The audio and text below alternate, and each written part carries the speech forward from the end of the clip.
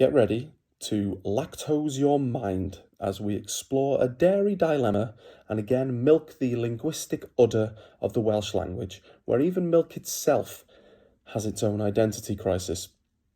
In the northwest, llaeth often refers to buttermilk rather than to just milk, so you're far more likely to hear llefrith around those parts. In the northeast, we tend to use both, whereas in South Wales, they probably prefer llaeth. Llefrith is believed to derive from llef, suggesting like weak, and brith, which is an archaic term for milk, and it's cognate with Middle Irish blicht, deriving from Old Irish mlicht, which sounds a bit like the German word milch, meaning milk.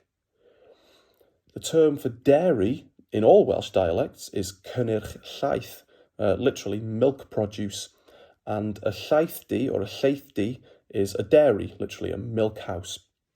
I suppose you could try and keep everyone happy and just say sydd buwch, cow juice. Actually, on second thoughts, don't do that. Anyway, comment below whether you're team llefrith or team llaeth.